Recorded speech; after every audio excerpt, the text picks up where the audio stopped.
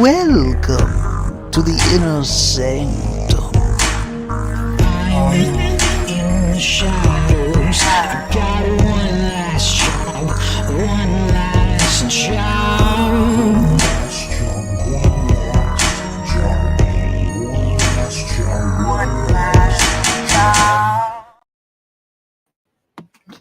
Here we are. Launch night. What's up, everybody? Hello. What's up? Hello. Yeah, I'm not going to waste a lot of time. I'm going to go right into this launch part.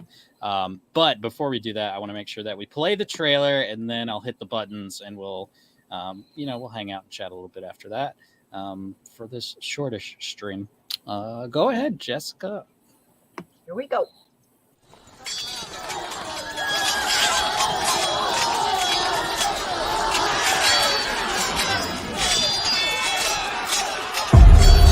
Be without fear in the face of your enemies. This has been a story that I've wanted to tell for a really long time. Be brave and upright, that God may love thee. Exploring that fracture of faith when you're pushed too far in the name of God. Speak the truth even if it leads to your death. What happens at that point?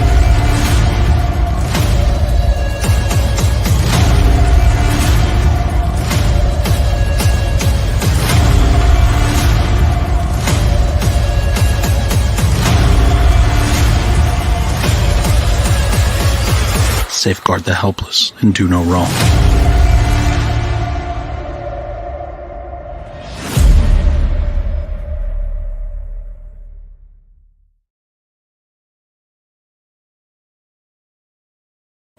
Well. Woo! All right. Even the video for that is great. Yeah, I enjoyed it. It looks great, Aaron. Thank you. I'll go first. I'll tell you, I'm looking forward to this title. You know, I follow, Van Claridge, right? The lettering looks great. I love the texture of the paper. I love the historical elements. I think that, like some of you know that I'm an Asian history guy. Maybe that's not relevant, but I'm immediately drawn to it because of that. I'm a fan of Shogun, Taipan, King Rat. I'm hugely inspired by the Good Earth, all that stuff. So can't wait to see this, man. I can't wait to see it. Congratulations on your launch. Yes, I appreciate it. It is live. So that's out there for everybody that's going to watch or is watching. Make sure you go check out the Fall of Night Violent Beginnings campaign. It's a really wonderful team, one that I would love to just continue to work with on not just this title, but other titles as well. For those that don't know, Joe DeSantos, he is the illustrator on it. He was also the illustrator on all of the Tilt series. And then Lois Lackey is the colorist, and we gave her a limited Japanese color palette, and it's coming out just freaking ridiculous. And then Van Claridge is he's one of our really, I don't want to say old fans, but he's been a fan for a long time. He's not old, but he wanted to get into the comic book stuff, started doing his own stuff, decided to start lettering, and I'm very thankful that we've teamed up on that because his lettering definitely elevates it. So I'm excited about this project. Like I said in that video, it's something that it's a story I've wanted to tell for a long time. It is very much a I don't like to use the term slice of life because most people take that into modern time, but this is so much of a dude that is pushed to the brink of what he's willing to do in the name of God, and then going too far, seeing somebody go too far, and then trying to restart his life just to encounter kind of the same crap again and from a different perspective. I think it's a really good, solid story and a really fun story. And I was going to say something earlier, and I forgot about it. I was thinking about writing stuff. I was thinking a little bit about the show that I was on a couple nights ago that Timothy hosted. I was thinking about how many writers I hear say when they're asked the question, why comics? They say, I write comic because I'm not a good writer or because I don't think I can write other stuff. And I hate that. yeah, please, but lay it on him, man. Yeah, I mean, I understand that people do that, but I hate it for a very specific reason. One is I take writing extremely seriously. I take storytelling extremely seriously, world building extremely seriously. I put a lot of time and a lot of effort into it, as I know you do, Greg, and you do, Timothy. And I feel like those kind of statements cheapen the writing side of comic books. And those kind of statements are probably the reason why writers get paid so much less than the art team. We're the storytellers. That should be where the kind of the beginning is. So anyway, I was just thinking about that, and I don't like that because I very much do care about writing, and I try not to say that I think I'm some fantastic writer or anything, but I do take it serious enough that I understand that it's not just I'm doing this because I can't do other stuff. So that's a disclaimer, I guess. I appreciate that.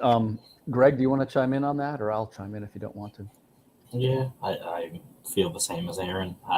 Because I can write other things besides comics. I just choose to write comics because I like writing comics. I've written short stories. The first thing I ever wrote was a short story back in middle school. So it's such a big difference when you get an answer from a writer and someone who respects that part of it. And it's tough when you feel like, well, the realization that I had to come into this and see how the money gets parsed out when you're making a comic, and to realize how undervalued the writers are, that's tough.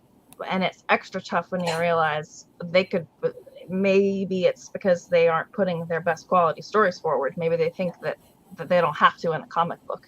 So when you get a project where someone took the writing seriously and the artist took that seriously, and then you go and get a letterer who took it seriously too, you wind up with this incredible project, and that's what makes them tops instead of average. That's what makes them the story that you want to read issue 2, because any creator can make issue 1, but how's that issue 2 gonna do? Oof. I agree. And I'm glad you brought it up, because I do think, and first of all, we should do another disclaimer. Obviously, this is a little bit like asking, one side of the equation, because we're all writers in this room, right? So you're going to perceive a noticeable bias. But I will say, yeah, I have noticed what you've mentioned, Aaron, and a couple of people have said some things to me like that, and it troubles me a little bit, right? Because in most cases, the writer tends to be the publisher as well. You're right. So we're kind of taking on the lion's share of the risk. And what I mean by risk, and I don't know how you handle it, feel free to expand on this if I've got it wrong, but in my case, I pay everybody up front for the art and the lettering and the coloring, and then I try to recoup that through the Kickstarter. Like, I don't do the thing. And by the way, if somebody does it that way, cool, man, you're the best. I'm not saying you're doing it wrong. But like, I have too much anxiety to say, well, I hope it does well, then I'll be able to pay you guys. Like, I couldn't do that. Yeah. And just because that's probably more to do with, I want to take care of my artists. So, and look, the truth is, I think everybody deserves to get paid. I wish I could pay my artists double what I pay them. Right. But and that said, they do get paid up front, which you can't say that about me. And I bet you can't say that about Aaron or Greg either. What's money? I've heard tales. We had a great conversation the other day too about how, and Aaron was there, about how is financial compensation the truest indicator of success? And as I'm fond of saying, I don't think it is. Obviously, it's great because we are all capitalists. On the person. Yeah, well, and of course we all got bills to pay. So I'm not trying to make it seem like we don't want money or don't need money. But really, let's be honest, if money was what we were after, people don't say, hey, well, you should become a comic book writer, man. I heard those guys clean it up. If it was money, we'd all be selling cars, right? So, or whatever high paying profession you want to choose right there. The truth is, it isn't money that drew me to it. It was like a compulsion that I wanted to tell the story. Right. Yeah, and that's kind of what I talked about on your show was, for me, it was more like, oh, it's a different medium to tell a story in. But I don't do it because I can't do other things. I do it because I think it's a good medium, a fun medium, and you get to see your stuff visualized. Anyway, I don't know. I didn't intend to get into all that stuff, but it's been weighing on me, Timothy. It's a good one, man. This is a good one, and I appreciate when things are phrased in sort of a hot take kind of way, because that does tend to get a little bit of engagement.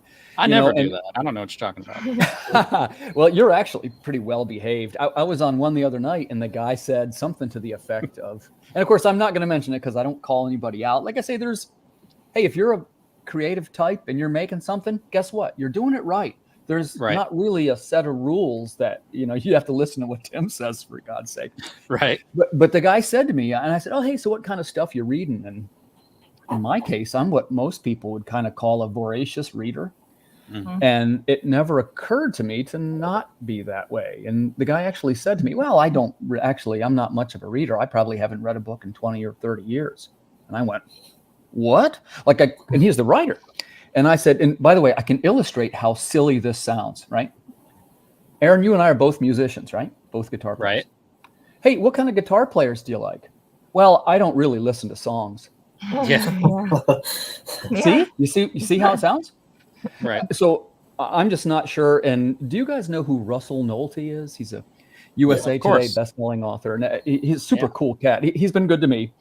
And he had a great Substack this week, if you guys are Substack people. And it says something to the effect of, and this is probably, he's really referring to novels, but I do think it's still kind of true. He said, and Russell, I'm sorry if I'm messing up your quote, but the gist of it is, if you're not a reader, you're probably a little bit underqualified as a writer. And because writers always say things like, well, I mean, I can read. Yeah, but we're not talking about stop signs here. We're talking about Of Mice and Men and Stephen King and all these great authors. Yeah, you got to take some. You got to take some bites to know what the sandwich is supposed to taste like.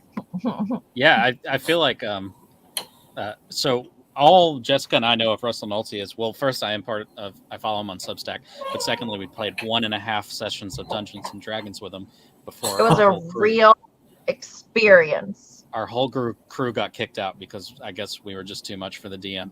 And Russell and I kind of teamed up on that second round, and it made him mad. But anyway, that's our extent of our knowledge of Russell. But I know he does so much work, and the dude, I envy the level of dedication he puts into that Substack.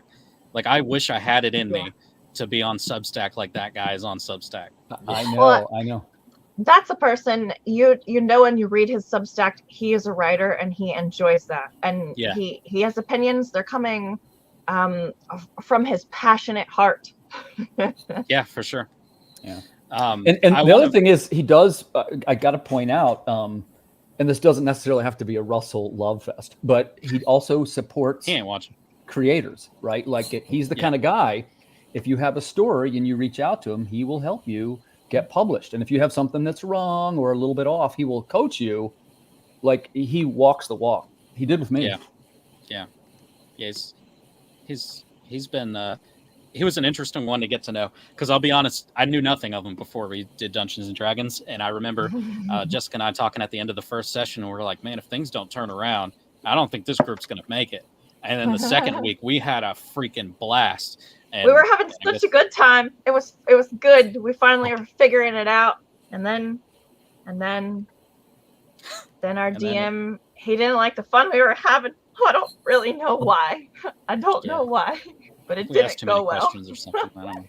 Well, since we sort of stumbled backwards into this subject, he is also one of the writers who says, okay, I'm done with Facebook. Now I'm doubling down on alternate. And he had some negative experiences. I guess they locked him out of the account. I'm not sure exactly what happened, so I shouldn't speak to it. But I will tell you that I sort of watch him as the indicator of which way I should push my writing. And it's not lost on me that Facebook is not necessarily the best place for marketing. It's the one we all go to because it's the easiest. Well, it's because Facebook is where all of us are. All the creators, but finding actual fans. I mean, I think all of us have talked about this on shows together before. But finding fans, they're just not on Facebook. Yeah. Yeah, I just saw that. As a comic book fan, I don't go to Facebook to do comic book stuff. So, Jessica, what do you recommend? What do you think is the next big thing for creators to look at other than Facebook? For them to get what from? For them to get either exposure or, I would say, to find actual customers. To find actual customers.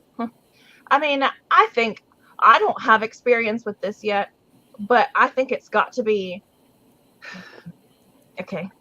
Let me tell you what my idea is, and let me tell you how I have thought recently I might be able to accomplish that. with a local comic book group, with a local graphic novel or comic book group, because I'm really thinking that knowing people, having friends and people who want to actually discuss comics, like what you were talking about, I want that so much, to have a group of people that actually want to talk about what comics I have read with me. And so why can't I have a group with them, and why can't I be a person who says, all right, I'm going to lead you, we're going to go through graphic novels, we're going to talk about my favorites and your favorites, and I'm going to become your friend, and also, hey, I have some comics too. You know, I've got some stuff I'm working on too. Like, I think that that's a really good way to do it. That does sound interesting. That's what Jessica, I'm going to be trying next. Now that you say that, you've intrigued me. I kind of want to know you a little bit. What is your favorite graphic novel? Oh, all right. So it depends on what you're looking for. Are you looking for a good story? Do you want Mouse and Whitebird? Are you looking for excellent art? All right. Black Sad. Are you looking for a good story from an excellent author? All right. Sandman. Anything from Neil Gaiman. If you're talking about like graphic novels and current comics, anything from Rob Gilroy, Farmhand, absolutely one of my favorites. Good stuff. So good picks. I know I'm ready, and I'm ready to talk about it, but I've really struggled in the comic book world. No one else wants to talk to me about it. So here I am. I'm going to try to make friends at the library with other people who are ready to talk about comics and graphic novels, because I can't really find it amongst the creators. That's so true. Like, look, all the groups that we're in that are creators, none of us are talking about what we're reading. None of us are talking about like oh, check out this new story or whatever. Like, we don't do that. It's all like, hey, I have a new campaign coming up. That's exhausting, because I wish that I could just support everybody. I really do. And plans going forward, like, I would get to the point where I just have a side account that account is dedicated to every month. This amount of money goes into backing Kickstarters. That's an end game goal for me. And I don't know that that'll ever change or be taken away, but we are lacking in the connecting over stories thing, because we're trying to make people connect with our own stories, but we forgot that we're fans as well. And if you're not fans, like Timothy said, like, if you're not reading, why do you have a say? Right. So I don't know, man. Well, really went sideways. If you haven't cracked open a comic lately and been confused because you've seen these 2-page spreads, and you've seen this trend in not being able to tell which panel you should read across the 2-page spread, you don't know comics right now. And you don't know that that's a common theme that needs to be fixed. And I want to vent about that with someone. She's looking at you, James Tinian. Yes, something is killing the children. Show me an episode that does. Show me an issue that doesn't have that problem. Yeah. Hot take from Jessica. Hot take. Also completely true. She'll bring me like the 2-page spread and be like, "Tell me where your eyes are supposed to go." Yeah. Do you remember in the older comics they used to, and I'm not saying this is the right answer, you understand, but it is an answer. When the panels were sometimes unclear, which, let's be honest, sometimes they were unclear, they would put the arrows like from here you go to here. Yeah. And obviously that's the poor man's way to fix that problem. I think Jessica's on the right track. You need to get a little bit of clarity in your layout. But what's up, John? Hello, John. He's the best.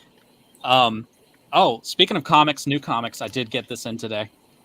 My copies of Atradian Justice that I got to script. They are by Ralph Madrigal, but he hired me to do the scripting, and really fun book. We're already working on issue 2. Pages already get made. It's awesome. Nice. Also, quick update on the Tilt trade. Those are in. I did say that on Timothy's show the other night, but the trades are in. I have to order some stuff to actually ship them the way that I want to ship them. So still should be done by the end of January. That is the plan. Nice. Yeah, Ralph. I forgot to tell you earlier, but they came in today. Anyway, I want to take a real quick break. We're going to show everybody the page, the Kickstarter page. But before we do that, I want to make sure that our new mascot is well represented, and he wanted to give his first recommendation for the Inner Sanctum. So, Jessica, if you could find that video from the deep Florida South.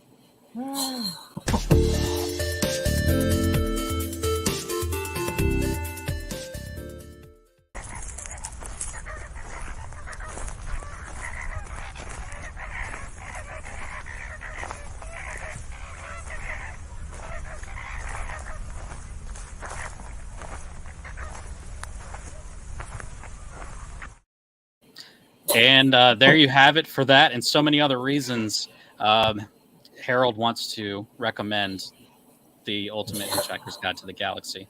So if you need any details on that, reach out to Harold. He will let you know. But it's a fantastic book. He's a big fan. Thank you, Harold. We look forward to your next recommendation. It's going to be great. Let's check out the actual campaign page so that I can at least walk through some of the tiers. This is a little bit nerve-wracking for me because this particular campaign, the goal is higher than I'm used to normally setting. But yeah, exactly. Flamingo. Also, what's up, Joe? Hope you're feeling any bit better. Joe is quite sick. He wanted to be here, but he's dealing with some stuff. All right, let me do this presentation, share screen. I guess we'll just do entire screen. And there we go. All right. So, hey, that's cool. We're already our first $300 in. Fantastic. I was the first backer. Oh, let's go. We'll give you something special. I don't know what yet. Anyway, like I said, this is for us a little different. I did up it back to like a 30-day campaign. I had been doing a little bit shorter. I also did a larger goal, which is 3,000, which I guess nowadays isn't huge. But I got sick of being all like, well, basically, I'm sick of what happened with the tilt trade, where it's like I ended up having to pay a bunch of money to like top off everything. So that's pretty lame. But anyway, Fall of Night.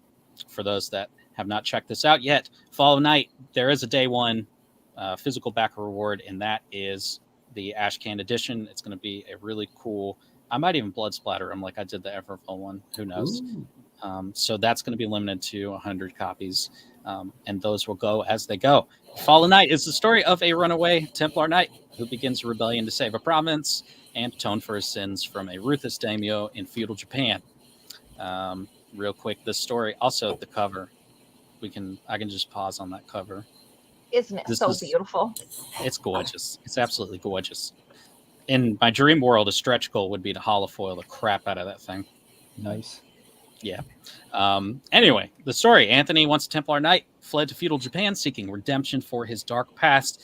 In the Azumi province, he embraced the local culture and language, finding solace in isolation.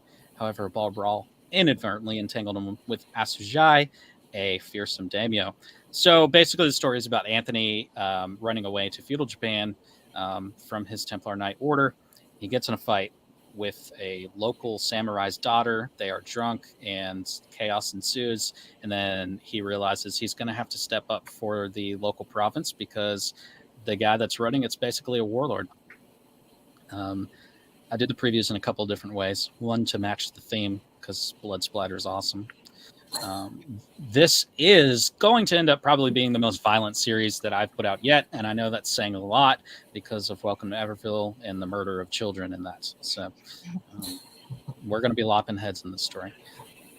Preview pages, we do have some more pages that are already being worked on.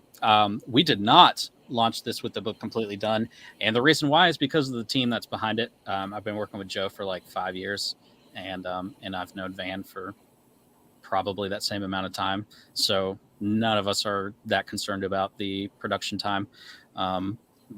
This is supposed to be out in June. We all think that'll be done way before then.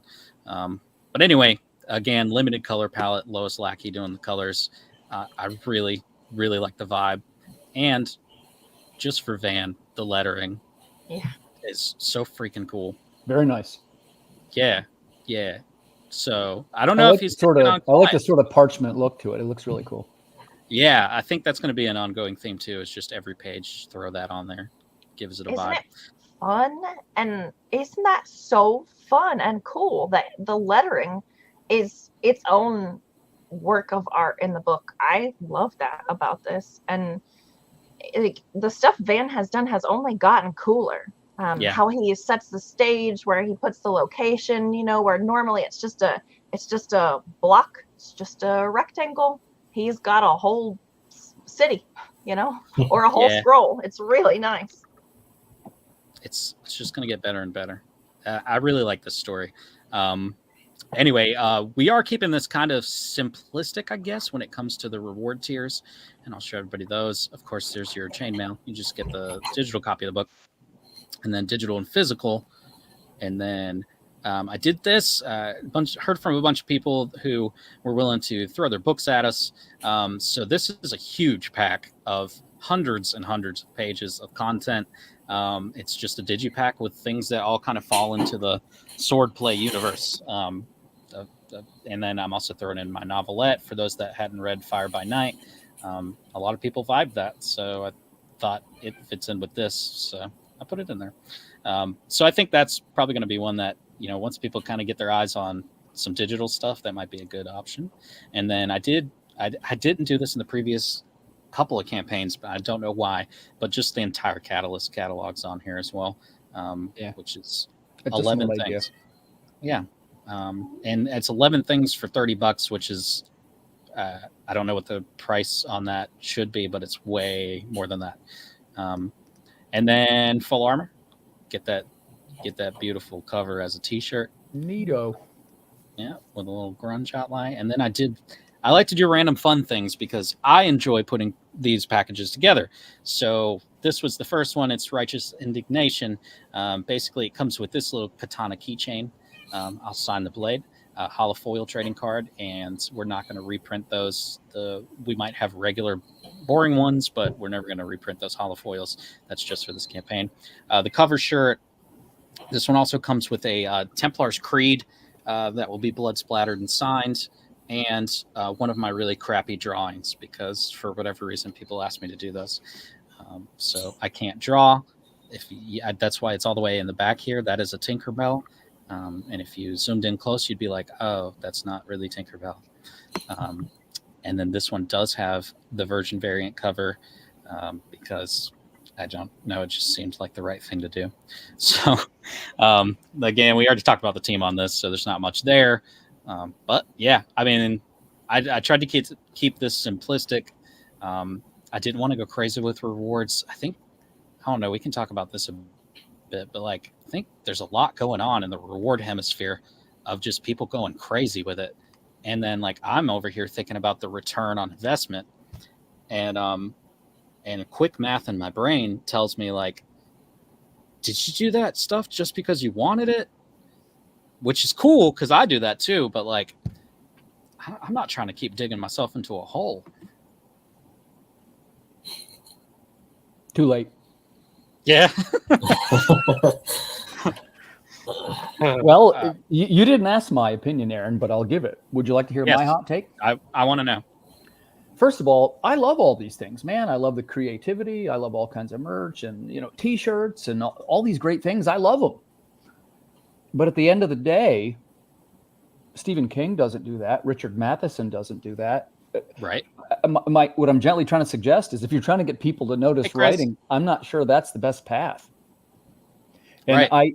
I did my first one. I do almost no add-ons. I do the laser engraved wood etchings was the only ones I did. But as you know, I bagged the hats. I bagged the shirts. I got rid of everything. And I had my best one ever. Interesting. Yeah. So look, I don't claim that I know all the answers. I just claim that I'm finally learning what I really want to do. And what I really want to do is to people say, wow, this is a great creative team. And the writing is good writing. And in most cases, that isn't what people say. Yeah. But that goes back to the earlier conversation. That's my concern is, and I've said it many times, I want people to pick up my book and either love it or hate it. And I get that. I stole that directly from Doug Wagner because it's one of the best pieces of advice that I've been given as a writer is you don't want the in-between. You don't want people to be like, no. You want to be like, no, this was trash. Or you'd be like, this is freaking awesome. John says he likes the merch.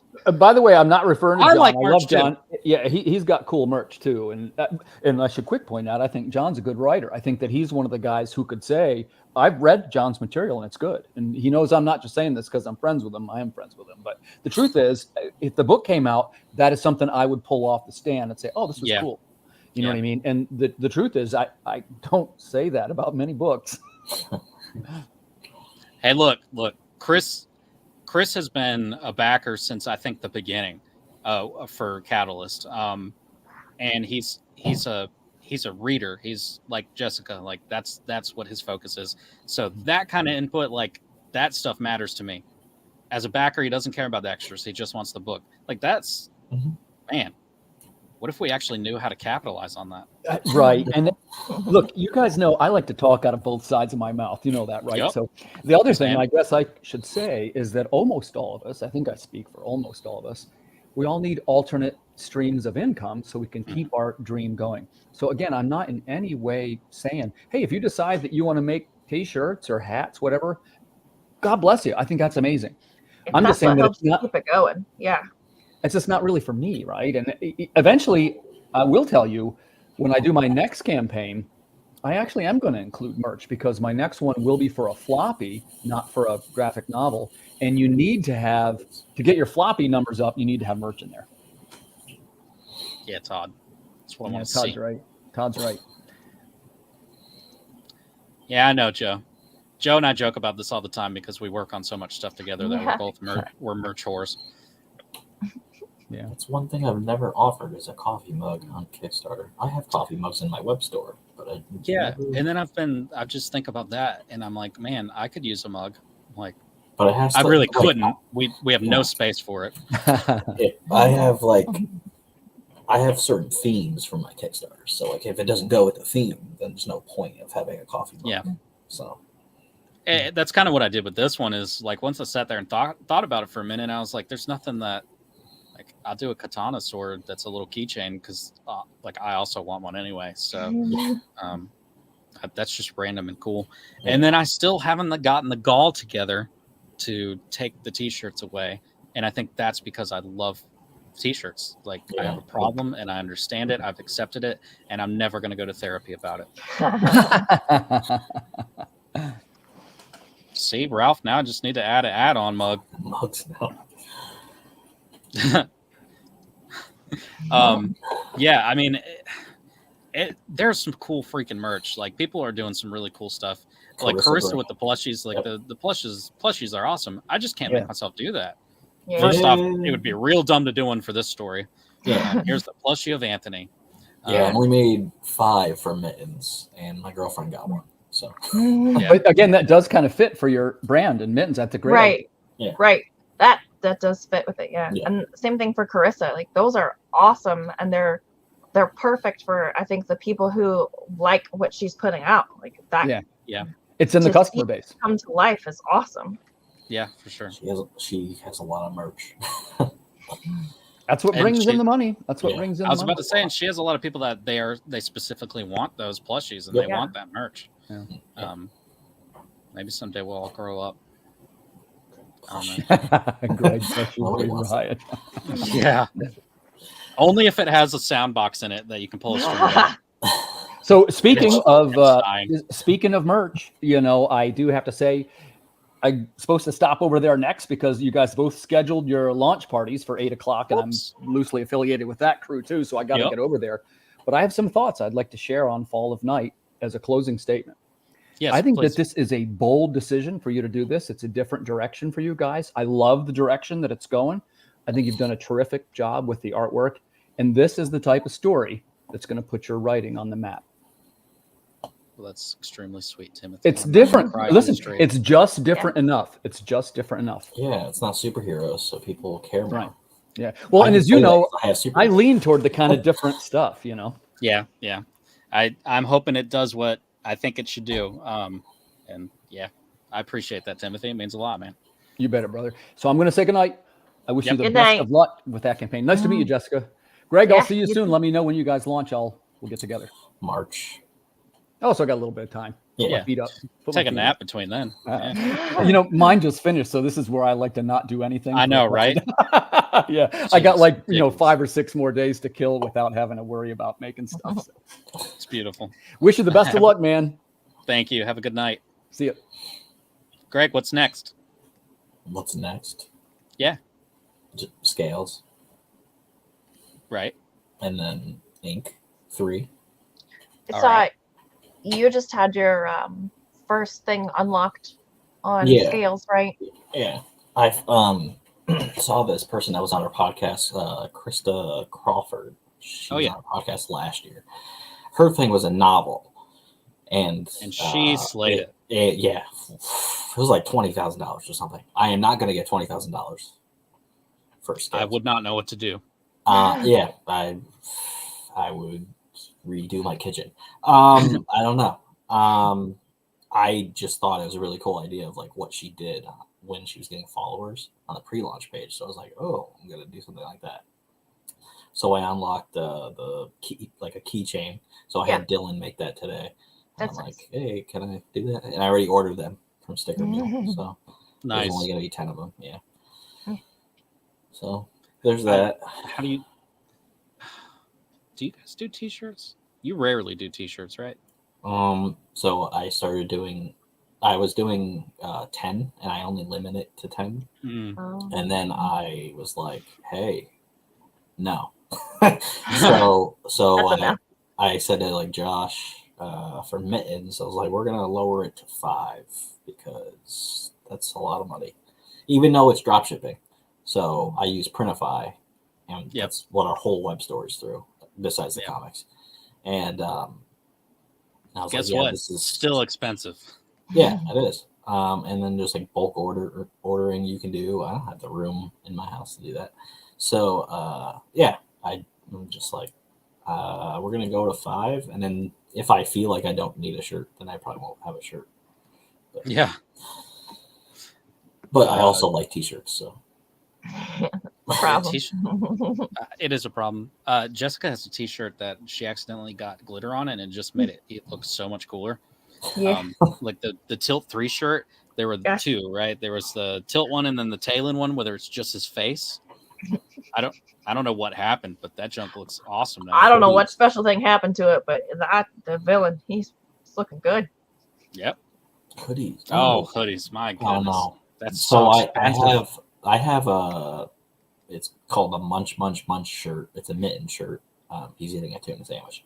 That's a shirt, but I also have a hoodie version of that on my web store. So, yeah, I thought about doing a hoodie for this one that was particularly the kind of the side tag title. I don't know if I have it in here somewhere. Of Fall of Night, where it has it above, and then it has the Japanese letters below it. I thought that would make a really cool like little central logo on a hoodie. But if I were to do that, I think I would just put it as an add-on. Yeah, Ink 3 is coming out in the springtime. I don't want to say things and then it happens. Well, I don't know. I didn't intend for this to be a long stream, but then again, I also didn't intend to be controversial. I just really wanted to introduce Hector. That was or Harold. That was my main goal here. Flamingo. Why a flamingo? Yeah. Right. Exactly. There's your answer. That's your answer. I don't know how to put it any clearer than that. All right. I literally one day I was sitting with Jessica. I was like, yeah, I had this really dumb idea. I was like, I think it'd be cool to, for no reason, have a mascot for Catalyst. And then I was like, and for no reason, it should be a flamingo. And so then I made a flamingo logo. Do you have and now he exists. But yeah, campaign's already off to a strong start, so that's nice. We are at 445 with 16 backers. Yeah, hopefully. Seems like it's already doing better than the Tilt trade. Whew. Yeah, right? I don't know why that was the way it was. So trades. I honestly think it's trades. I've heard it for multiple people now that once they got to the trade part, it was so much more difficult on a campaign. But they made that money on tables, for cons. Okay. You need them printed. Like, you'll make profit off of them after you Next have year's them. Going to be tough for us then, because it's like 2 or 3 trades. Oh yeah, it'll be like 3.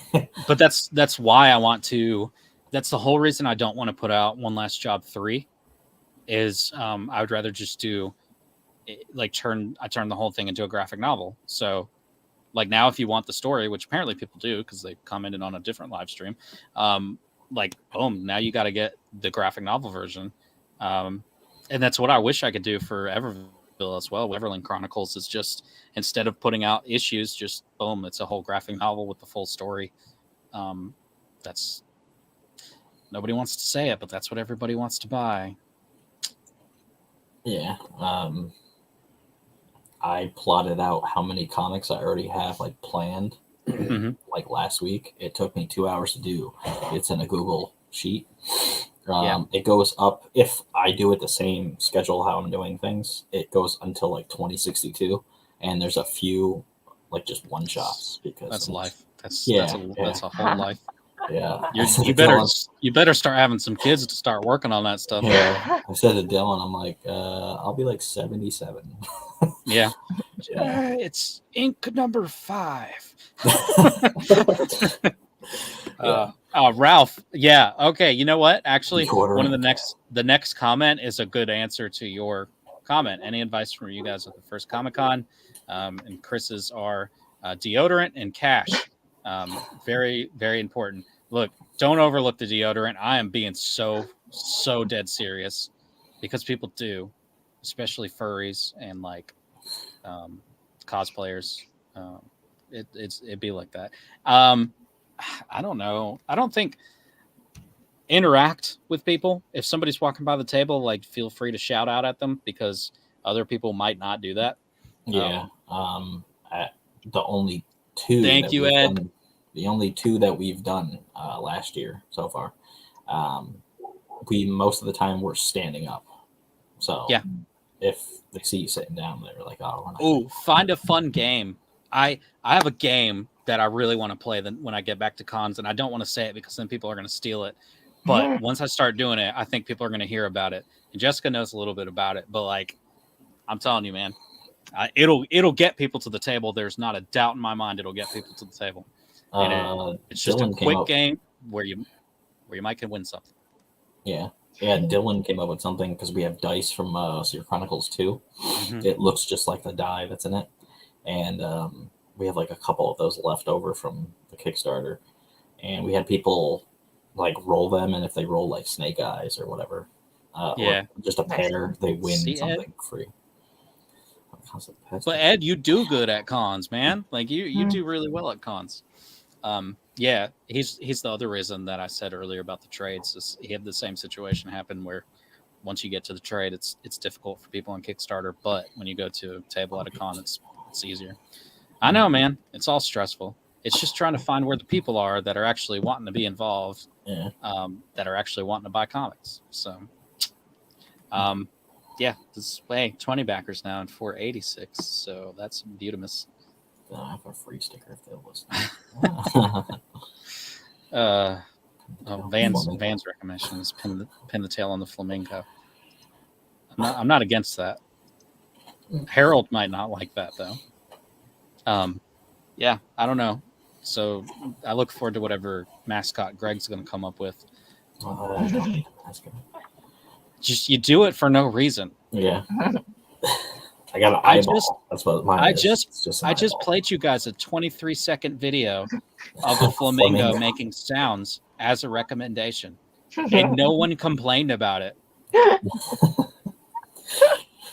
No, I want to come up with like a tagline. You know, like what Tears got. You got some kind of tagline or whatever. Your company's slogan. Yeah, we don't really have one. Oh yeah, so, you should do that.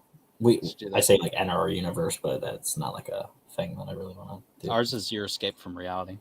Yeah, sounds good. Yeah, and I had a couple, and then Dylan's like, stories you've been missing. Yeah, I had like 4 different ones, and Dylan's like, none of them really like catch my attention. I was like, you're not reading it. Thanks, Dylan. Go back in your cave, Dylan. Good. Well, hey, this has been fun. Got Jessica to actually be on a live stream, so that's big. Hello, I'm here, not just in the background. She does exist. She does. Hey, J-Pop, how's it going? Hope you're well. New campaign. Go put your little fingers on it. Tippity tap. Oh, I should put the link in the chat again. You should. I don't even think you did it the first time. I did. I sure did. Oh. I just looked sometimes it up I halfway know what I'm doing. That's how I know. That's because you wanted to be first. I didn't know I was going to be first. Yeah, but you try every time. I do. I threw people off because I was like, it launches at 8, but it was more like it launches at 8. Yeah, there you go. Yeah. So I somebody the other night said that they were too nervous to do live launches, and then I realized like it doesn't matter because it's going to go good or bad one way or the other. So, I don't know. And there's still 7 people that are just hanging out. Hi, all 7 of you. I hope everyone's doing well. If you have any questions, yeah, for sure. Ask Greg a weird question. And I'll probably not answer it. I haven't seen these new StreamYard buttons. Yeah, they had a lot of stuff. You can go live on Instagram on StreamYard now. I saw, and I just closed our Instagram like at the end of last year. Really? Oh. Yeah. It did nothing. It's just completely pointless. Yeah. Does it help you with anything, Greg? The 3 people that like my stuff. Yeah. On Instagram, I don't. It used to be our best. It used to be our best platform, and then Instagram went down, and then engagement just just use Threads. And I'm like, this is Twitter, but Facebook's Twitter. I forgot I had Threads for like 2 months. And I go on it sometimes, and I look at it real quick, and I'm like, oh, that's what James Gunn said today. That's cool. And then I was trying to stay on top of TikTok for a minute, and then that's I think something I'm gonna focus on this year. I seem to get a lot of like views and engagement on that, like way more than this other stuff. Like I wish I was like Russell Nolte and just said forget Facebook, but I'm not there yet. But if people keep pushing me, well, he has a mailing list that's big. Yeah, that's true. Yeah, that's very different. Yeah, so I got to put my Substack somewhere. So if I post it 70 different times on Facebook, one person will click on it. And sometimes it's me. I know Greg's with his top fans right now. Yeah. Yep. Your top social media fans. Hi. It's awesome. Oh, Van, you haven't even started the campaigning yet, so you just wait, buddy. Van was going to be here tonight, but he decided that his job was more important. Oh, is that why I'm here? Because he did? I don't know. Oh. No, I literally just asked on Facebook, like, if anybody wanted to be on.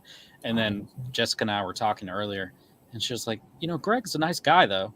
And, because I had just finished trash talking to you. And, I was like, the nice guy part's true, but the other part's not. Wow, it's we have a very small group of people that come up in conversations. That actually, Tier, yep, you, Timothy. Like I said, there's only so many people in this comic book heavy world that want to talk about comic books. Yeah. So. Yeah, there's only a few that I talk about. My friend. So there's either Aaron or Tim or there's not that many. Hector. Right. Yeah. Yeah. Tier and I did a business meeting together one time. It was kind of funny. It's just like, what if we just met like we were going to have a business meeting, and we did. And you know what? It was productive, though. Yeah. Bless you. Bless you. They say bless you. I can't wait to not have my bedroom in my dining room. Dude, I'm trying to get that Studio 2 up. So it's behind that door in that video that I saw. Mm-hmm. Mm-hmm. And now it's behind a tapestry. Tapestry, yeah. Wow. And behind the door, behind the tapestry. I'm gonna just have a bedroom again as an office, so that's fine. Yeah, this was just it's a big sunroom, and it just needs to be an office. Is there a lot of windows? And then you're gonna so many windows. Are you gonna just put black nerd curtains? Yeah, nerd curtains. They're called nerd curtains. The ones I really want, I showed Jessica. I can't afford them because I would have to get so many of them. But each one is a different lightsaber. And it's like it goes through all the different lightsabers. Oh, And that's I cool. thought that would be dope. But I won't do that. Yeah. This is probably a 16 panel at least situation. Yeah. There's Yeah. gonna be a lot of nerd in there. Yeah, it's going to be a situation for sure. Yeah. Oh, J Pop, thank you so much. Also, hi, Mazii. What's your next character? Yeah, this was the other day. Oh man, I don't know. You know what? I just came up with another merch idea that I'm not going to do. Anyway, the other day we were all talking about the book, and we have sake in the book because it's in feudal Japan, of course. And so I was like, oh, well, we should brand that. And so I branded it, and now I'm like, man, it's in Japanese though, so nobody's going to know how funny the name is to me. So maybe at some point I'll release it or put it as an update or something. But it would also make a funny shirt if I could make a cool logo design for it. Yeah, that's more than the all text. that world building stuff. Yeah, we have like beverages and food, fast food places, and all this stuff in our comics. And look at you now. Yeah, we got. Here we are, just printing money. No, nobody really uses our web store, so I was like, I think there's a reason that nobody uses our web store, so we're gonna. Dude, our website has been like down for the most part because the server that it's on is messed up. For I don't know, a couple months, nobody said a thing until like a couple days ago. Some random person was looking for somebody in my area that either buys comics or toys or whatever. And they were like, hey, do you guys do that? I found you when I searched blah, blah, blah, but I couldn't get your website to work. And I was like, I know that the website doesn't work. Also, no. Anytime I try to fix something on our website, it's usually broken because the server is just so full. It's because we have all those digital comics and all that other stuff on there. I'm trying to edit this one page that's within Nova Nation. It's called The Vault, and kind of make it so there's not so much data on the page, because that's what's like making the server so full. Also, Dylan has multiple businesses, and it's all connected under this one like business account thing on GoDaddy. So he has to go in and like clear it until we get like destroying your cache. Yeah, it's really yeah. Anyway, cool. I don't know. Jessica, you want to go get some Taco Bell? Yeah, tacos. What do you get from there normally? Tacos? Yes, the answer is yes. What do you get from Taco Bell? All right. Grilled chicken chipotle burrito. Grilled chicken chipotle ranch burrito. That's a thing. It's the best $2 that you're going to drop at Taco Bell. It doesn't make sense for $2. It doesn't make any sense why it is so much less expensive than the other things on the menu and tastes better. Taco Bell used to be even cheaper. So but this is like a full burrito and it's $2, whereas if you were to buy just the chicken quesadilla, which as you know is and it's all two sloppy pieces of chicken in it, it's what, like $6 for that? No, it makes no sense. Quesadilla Taco Bell is for people that don't know Taco Bell. Yeah, that's your when you're just there. When you feel weird at the menu drive-through, you're just like, I'll just do a quesadilla. Yeah. Also, the what's the other one I like? The Chipotle chicken melt is another really good one, and now it's like $1. I haven't been at Taco Bell in a while. So. Look, I'll stick up for some Taco Bell. What's good at Taco Bell? Baja Blast. Yeah. I haven't had that in a very long time. It'll get you there. Oof. Also, nacho fries. Oh, that's okay. Taco Bell, Ralph. It's not Mexican food. It's Taco Bell. Yeah, we know that. I'm not trying to equate that here. We know that. If you're gonna fly us down and your family's gonna stay up all night and make us tamales, then let's go. Greg, you want an invite? Sure. We're going to Texas. I do know about breakfast tamales, okay? And I know I can't order them at a restaurant, so I do need a family. Sure can't. Also, riddle me this. How come some Mexican restaurants you order a chile relleno and it's stuffed with beef, but in other places it's just cheese and the pepper? I don't get it. How is it the same name, but one has beef, one has nothing? Maybe because some people just don't know. So there's the comment of the night right there. Both. We're getting both. Ralph doesn't know. Ralph doesn't know, like, the level of excitement Jessica and I would get out of going somewhere and getting, like, just legit Mexican food. Yeah. Didn't realize you like Mexican food that much. It's a problem. I know. We talked about it one time, and Dylan was on, and then he said he didn't mention Mexican food. He mentioned like Chinese food or something else, and we're like Mexican food, and he's like, "Oh yeah," and I was like, "What?" Yeah. A chicken chimichanga? Come on, people. Never had that. What is wrong with you, Greg? Also, you live in New York, so I guess, you know. Yeah. Yeah. I gotta have my pizza, even though I don't really care white about people pizza. are making your Mexican food up there. Like, I don't want Sarah to make me a burrito, you know. Yeah, Chipotle. Yeah. Yes, that's what the Chipotle is for. And that's also not. Give me that $13 bowl. Again, and Mexican so much cheaper than going to Chipotle. I don't get it. Anyway, we're going to Taco Bell. We've officially talked about Mexican food long enough that we've lost 3 viewers. Yes, so, there we go. We did it. We did it, guys. You'll put that as a stretch goal too, right?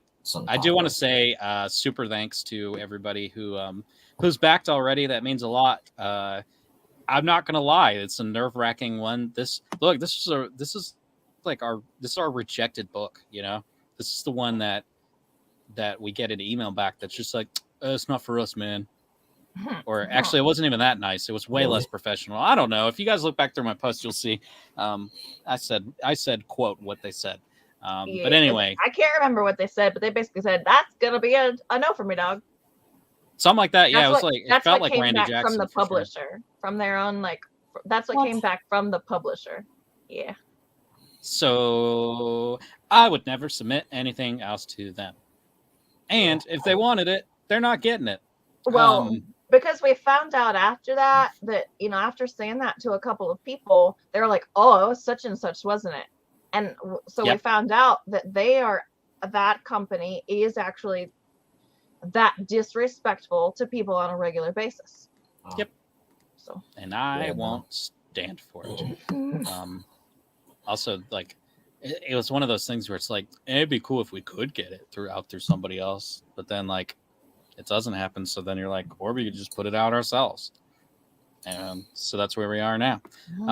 So yeah, again, thank you everybody who has backed so far.